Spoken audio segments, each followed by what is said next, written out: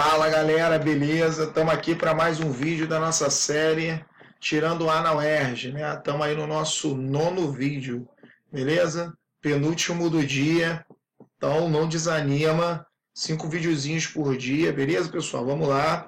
Conforme a gente já anunciou no último vídeo, né, a nossa temática hoje são os governos militares. Mas eu vou deixar claro para você que a gente vai enfatizar no governo Médici, tá pessoal? Que é o governo que mais aparece aí para a gente.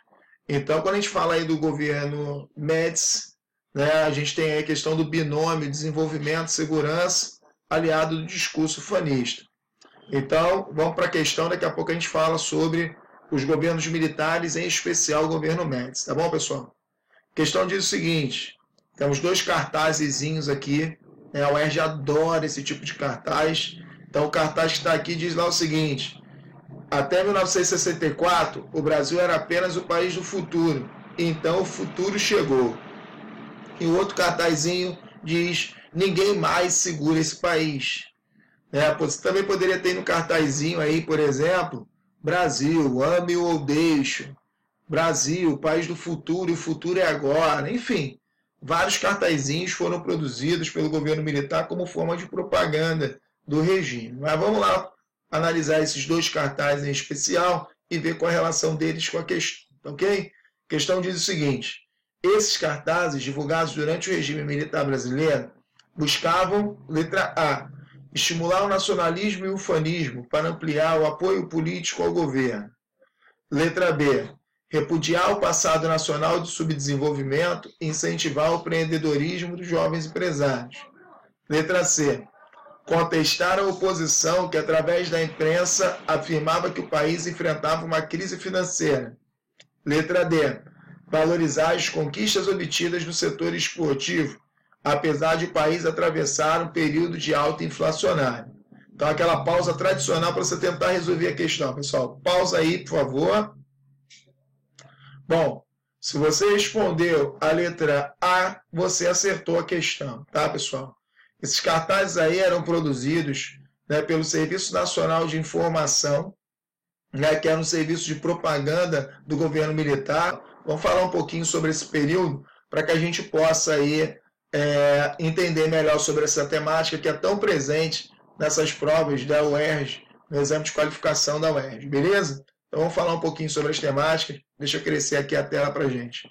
Bom, quando a gente fala sobre os governos militares, a gente tem um governo que vai de 64 a 85. Os presidentes do Brasil nesse período, todos eles eram generais do Exército. Então a gente teve o general Humberto Castelo Branco, a gente teve o general Costa Silva, a gente teve o general Médici, a gente teve o general Geisel e também o general Figueiredo. Então a gente teve aí, né, 5 militares ao longo desse período que foi de 64 a 85, à frente da presidência da República. Esses governos militares, eles são tidos como ditatoriais, porque eles vão assumir um formato repressivo, né, que vai aumentando gradativamente com o passar do período. Então, o governo do Castelo Branco, a gente avalia o governo do Castelo como um governo que tinha uma missão a cumprir, que era justamente controlar a questão econômica do Brasil. Então, o governo Castelo Branco ele ficou muito marcado pelo plano de ação da economia do governo. Plano de ação econômica do governo, melhor dizendo. E o objetivo dessa política econômica era necessariamente conter o avanço inflacionário que vinha acontecendo no Brasil desde a época do governo Juscelino, devido às grandes emissões de divisas por parte do governo e pelos grandes gastos com obras de infraestrutura e a criação da nova capital. Lá do governo Juscelino em diante, a inflação no Brasil crescia enormemente e o objetivo do governo, um dos objetivos do governo do Castelo Branco era necessariamente conter essa inflação. E como é que o governo vai fazer para conter essa inflação? O governo vai estar promovendo arrocho salarial. Caso que é isso? É você não promover aumentos salariais de acordo com o crescimento inflacionário, diminuindo o poder de compra das pessoas. Então o salário fica mais arrochado, né? Fica com menor poder de compra. Então, uma política de arrocho salarial que diminuiu o poder de compra das pessoas, aumento da carga tributária para aumentar a arrecadação do governo, e também diminuir ainda mais o dinheiro que estava na mão das pessoas, mas você também vai estar dando incentivos aos empresários para que os empresários pudessem aumentar o seu investimento, sua produção, gerando aí, no caso, um crescimento do PIB. Então, mediante a isso, a gente vai ter na PAEG, o Plano de Ação Econômica do Governo, um modelo de política econômica que não era muito popular, mas que atendia necessariamente ao que o governo queria, mudar os números, mudar os índices, mostrar uma inflação decrescente e um PIB crescente.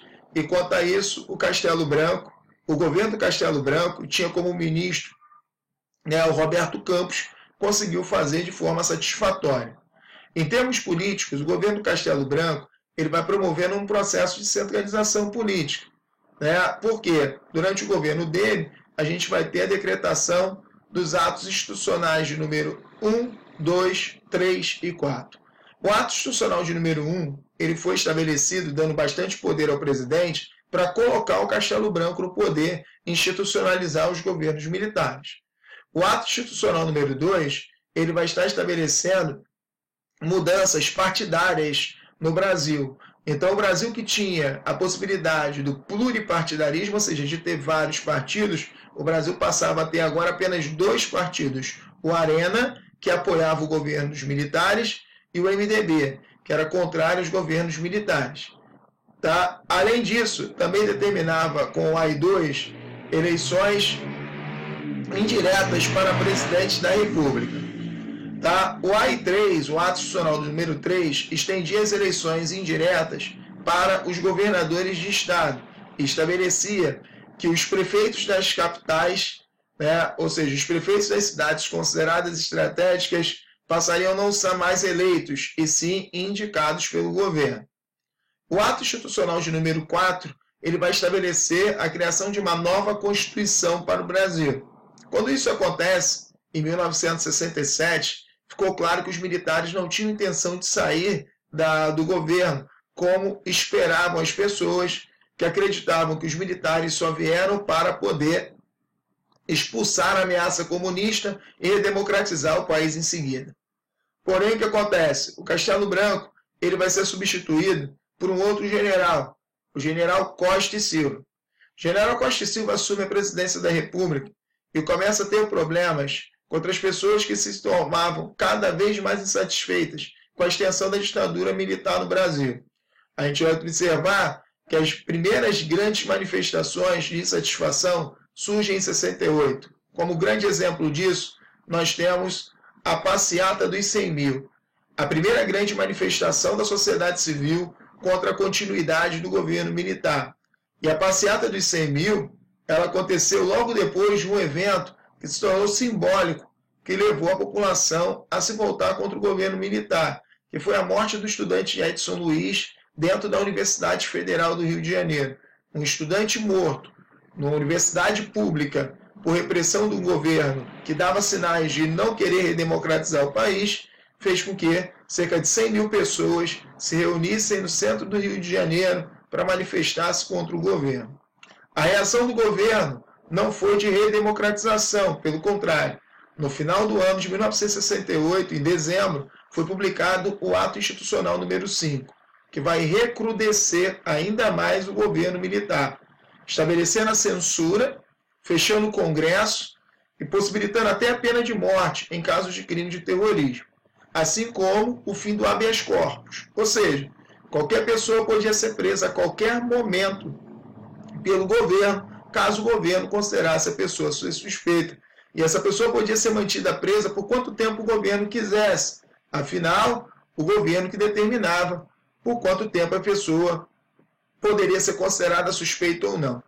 Então, o que a gente observa é que o Costa e Silva ele vai estar assinando a decretação do ato institucional número 5, mas morre logo em seguida, sendo substituído pelo Médici. Então, quem vai colocar em prática o ato institucional número 5 vai ser o general Médici. A gente vai focar aqui, pessoal, porque esse governo ele é o mais cobrado. Por que ele é o mais cobrado? O governo Médici ele ficou conhecido pelo binômio segurança e desenvolvimento. E quando a gente fala de segurança aí, a gente está falando de repressão a todos aqueles que iam contra o governo. Então, muita gente vai ser presa, muita gente vai ser torturada em delegacias e quartéis, muita gente vai ser morta pelo governo sob a alegação de que essas pessoas representavam uma ameaça comunista ao Brasil. Essas pessoas eram contra o nacionalismo. E, mediante a isso, a gente vai estar observando uma repressão muito dura contra essas pessoas que eram apontadas pelo governo como sendo terroristas. A parte do desenvolvimento ela vai estar muito ligada à ideia do milagre econômico. O governo brasileiro conseguiu, devido à estabilização da economia promovida pelo Plano de Ação Econômica do governo da época do governo Castelo Branco, o governo brasileiro conseguiu empréstimos, novos empréstimos com o Fundo Monetário Internacional. E esse dinheiro vai ser usado na realização de grandes obras públicas, obras de infraestrutura, que ficaram conhecidas como obras faraônicas, devido ao seu tamanho, devido à grande quantidade de pessoas necessárias para a sua realização, assim como pela grande quantidade de dinheiro envolvida nas suas construções. Então, o que a gente observa dentro desse cenário é que o governo Médici vai conseguir promover com o setor da construção civil um crescimento assustador para o PIB brasileiro. O PIB brasileiro chegou a apresentar crescimento de 11%, o que nunca tinha acontecido na história do país até então. Então, usando-se de um discurso ufanista, ou seja, exaltando o nacionalismo brasileiro, aproveitando desse movimento de crescimento econômico e ainda dos ganhos dos brasileiros nos eventos esportivos, como o tricampeonato mundial de futebol no México em 1970, o bicampeonato mundial de Fórmula 1 vencido pelo Emerson Fittipaldi e o campeonato mundial de boxe vencido pelo Éder Joffre, os militares vão fazer uma propaganda apontando que o Brasil era um Brasil, nesse momento, vencedor. O Brasil dos militares era o Brasil que crescia. O Brasil dos militares era o Brasil que vencia. E se você estava contra esse governo militar, consequentemente, você era contra o Brasil. Daí surge aquele famoso slogan, Brasil, ame-o ou deixe-o. Então, se você não estivesse satisfeito com o governo, você podia ir embora. O governo estava pouco se lixando para você. Mas se você ficasse e tentasse voltar contra o governo, fatalmente você teria problemas. Você seria preso, seria interrogado e talvez até mesmo torturado. Não é à toa que muitas pessoas ligadas à classe artística brasileira, que faziam músicas de oposição a esse momento político, como Chico Buarque de Holanda, por exemplo, tiveram que sair do Brasil fugidos com medo de serem presos e torturados pelo governo. Então, muita gente foi embora do Brasil temendo essa repressão do governo. Então, o governo Médici ele vai ser um governo que é marcado pelo desenvolvimento do milagre econômico, é marcado pela segurança da repressão contra os ditos terroristas, aqueles que representavam uma ameaça à segurança nacional, e também é marcado pelo discurso nacionalista, que a gente pôde ver nos cartazes que foram apresentados na questão. Tá bom, pessoal? Fica até ligado nessa questão do Médici aí, na questão do jingle que foi usado para a Copa do Mundo de 1970, que dizia em 90 milhões em ação para frente Brasil, salve a seleção. Então, esse jingle aí está falando que quem está jogando não são os 11 jogadores que estão em campo. Em si, é a ideia da pátria de chuteira, 90 milhões em campo. Tá? Porém, o que acontece? Próximo ao final do governo do Médici, estourou uma crise internacional, a famosa crise do petróleo, que vai fazer com que você tenha uma crise econômica internacional. Essa crise econômica afeta também o Brasil e o milagre brasileiro ele entra em colapso. O governo Médici vai ser substituído pelo governo Geisel em 74 e o presidente Geisel ele vai apresentar um discurso que vai promover, de acordo com ele, vai promover a abertura democrática no Brasil, porém, no ritmo do governo. A abertura vai ser de forma lenta, gradual e segura. Então, a primeira medida nesse sentido tomada pelo governo Geisel foi o cancelamento do ato institucional número 5, acabando com a censura, acabando com a possibilidade de pena de morte tudo aquilo que estava acontecendo no governo Geisel, no governo Médici, melhor dizendo, né, com o fim do AI-5 acreditava-se que se parava. Porém, ao mesmo tempo que foi feito o fim do ato institucional número 5, você vai ter também, por exemplo, a promulgação da Lei Falcão. A Lei Falcão, ela fazia parte de um pacote de leis eleitorais, né, conhecido como pacote de abril. A Lei Falcão, ela impedia que os candidatos a deputado que tinham direito a fazer propaganda política na televisão, que eles pudessem falar na TV, como uma forma de evitar que você tivesse críticas em rede nacional via televisão contra o governo. Então era uma forma de você fazer o quê? Acabar com a censura, censurando. Então essa abertura era realmente lenta e gradual. E alguns pontos fugiam até do controle do governo.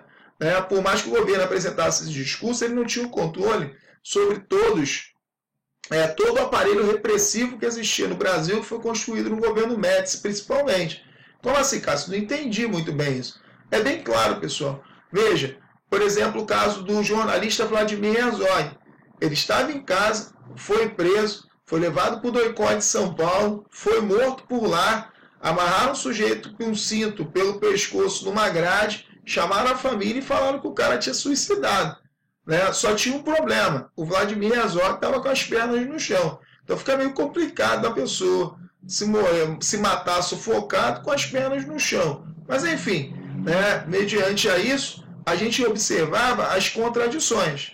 Existiam pessoas no Exército Brasileiro que queriam o fim do governo militar, queriam a redemocratização do país, mas existiam pessoas dentro desse mesmo governo militar que não concordavam com isso. A gente nota que ainda no governo Geisel, pensando nessa questão, né, política, no governo Geisel você ainda vai ter o início da discussão do debate da lei da anistia. Então existia a possibilidade de anistiar as pessoas que haviam cometido crimes durante o governo militar, e essas pessoas seriam perdoadas. Apesar do debate da lei da anistia acontecer no governo Geisel, ela só vai estar sendo aprovada no governo seguinte, no governo Figueiredo. Mas eu preciso fazer uma última observação sobre o governo Geisel, pessoal. O governo Geisel também foi marcado pelo segundo Plano Nacional de Desenvolvimento. E esse segundo Plano Nacional de Desenvolvimento visava desenvolver novas fontes de energia que deixasse o Brasil independente do petróleo que vinha do Oriente Médio. Então você vai ter nesse período o desenvolvimento do Programa Nacional do Álcool, que tinha como objetivo produzir o etanol, um biocombustível a partir da cana-de-açúcar, né, que conseguiria substituir em parte o uso do petróleo.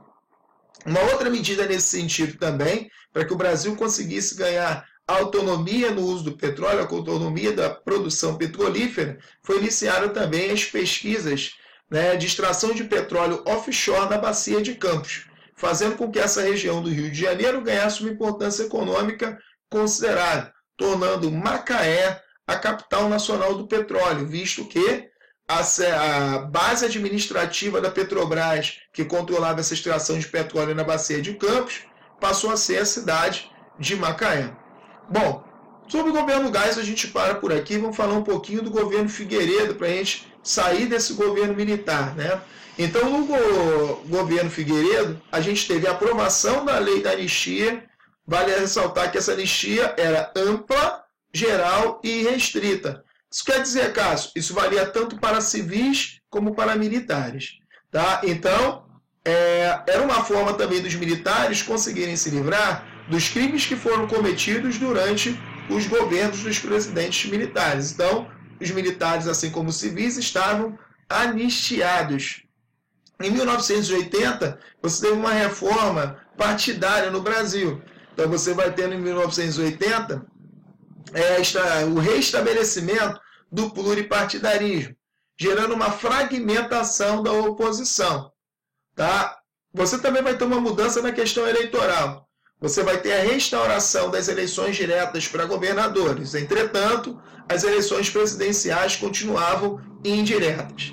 A população vai às ruas, exigindo eleições diretas para presidente. Só que sobre a questão das eleições diretas, a gente vai estar observando num outro momento, tá? No próximo vídeo. Eu só queria quebrar o protocolo aqui um pouquinho. Normalmente a gente tem uma questão por vídeo. Eu queria botar uma segunda questão para a gente dar uma olhada Só para a gente pensar um pouquinho essa questão. Então, jogando para cá... Opa, desculpa, não é essa. Essa é do próximo vídeo. Essa daqui. A gente tem aqui uma questão que diz o seguinte. Falavam em fuzilamentos em gente que era embarcada nos aviões militares e atiradas em alto mar. Havia muita confusão. Sempre que há mudança violenta de poder, a regra dos entendidos é sumir, evaporar-se, não se expor nos primeiros momentos da rebordosa. Um sargento qualquer pode decidir sobre um fuzilamento. Depois as coisas se organizam, até mesmo a violência é estruturada, até mesmo o arbítrio. Mas quem no meio tempo foi fuzilado, fuzilado fica. Carlos Heitor Coni, Quase Memória. A narrativa refere-se ao aspecto da segurança nacional durante a ditadura militar. Letra A. Institucionalização da repressão como política estatal. Letra B. Normatização da censura como mecanismo de controle. Letra C. Legitimação da propaganda como estratégia psicossocial. E letra D. Validação do conformismo como salvaguarda do consenso. Bom, vou dar uma pausa para você responder. Bom, se você marcou a resposta A, essa é a resposta correta. Aí você vai falar, peraí, Cássio, por que não pode ser a letra B, a normatização da censura? Não houve isso com a AI-5? Sim, pessoal, claro que houve. A gente só tem que tomar um cuidadozinho com isso aí, pessoal. Qual é o cuidado que a gente tem que tomar? É o seguinte, ele está perguntando sobre a narrativa. E a narrativa não está falando nada de censura. Está falando necessariamente do quê? Da repressão. Por isso que a resposta correta é letra A. Então, na UERJ, gente, toma muito cuidado. Por quê? Porque, às vezes, a alternativa ela traz uma informação verdadeira, mas ela não está relacionada com o que está te perguntando. Então, fica muito atento a isso, tá bom, pessoal? A gente vai fechando mais esse vídeo, o quarto vídeo do dia.